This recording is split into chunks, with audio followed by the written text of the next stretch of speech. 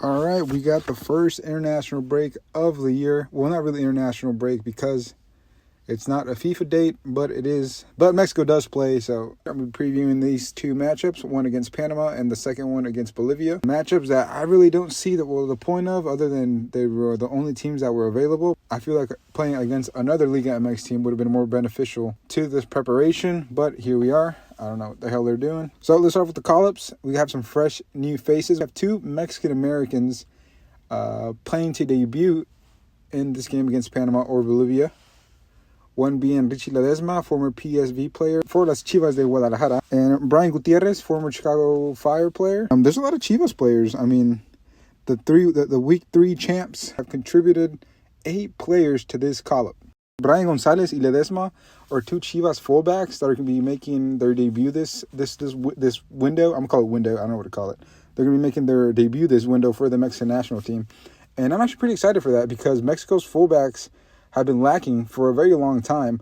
And these two with Chivas have been playing pretty well. I mean, remember that Chivas is leading the table in Mexico. I mean, it's only week 3, but still finished off with really good form last season as well.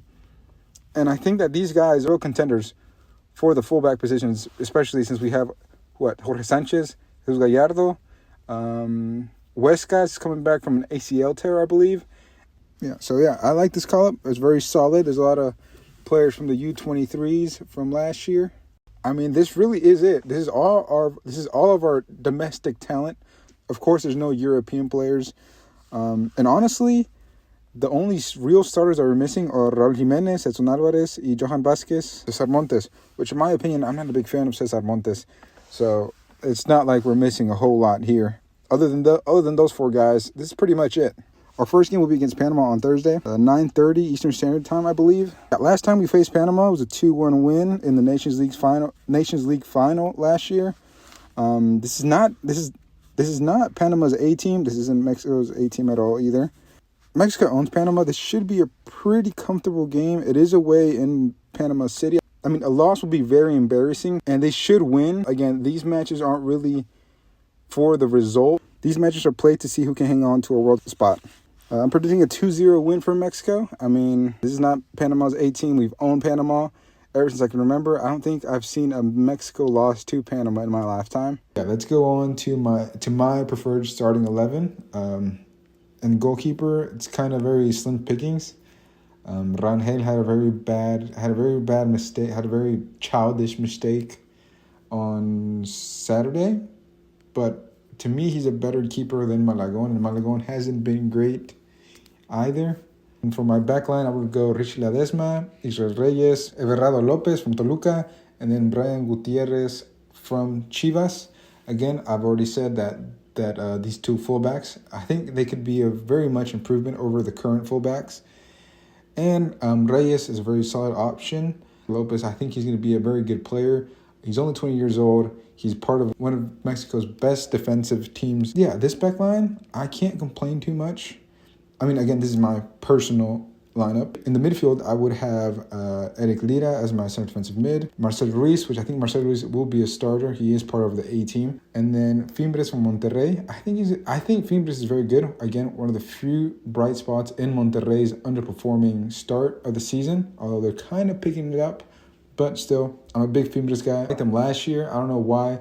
During the Apertura, he was bench. And then for my front 3, I would go Linus. Linus was in terrific form last season. This season, kind of a slow start. Alvarado, I mean, I'm looking at the list, and there really isn't much to pick from. I'm not a big Alvarado guy, but he did start off the season pretty well. Again, not a huge Alvarado guy because he hasn't done shit for the national team, and I mean throughout his tenure he hasn't really done anything. And then up top, I would have Hormiga Gonzalez, just because he already has chemistry with Alvarado. I think these fullbacks will be more offensively oriented, so they should be feeding him pretty well. And I mean, they've already known each other from Chivas. I mean, Gonzalez is going through a good moment in Chivas, 2 goals in 3 games, which I mean doesn't sound like a lot, but it's pretty good. I mean, sure, they've only been tap-ins, but I mean, he's in form. He knows where to be. He knows where to be in the box. He knows how to find the goals. Now, knowing Javier Aguirre, he would probably put Malagon in as a starter. I don't know what he sees in this guy, but he really likes Malagon. He probably put Jorge Sanchez and Gallardo. These guys have been his guys throughout his whole entire process. Like I said earlier, Liga is also one of his guys, one of the better center defensive mids in Liga MX.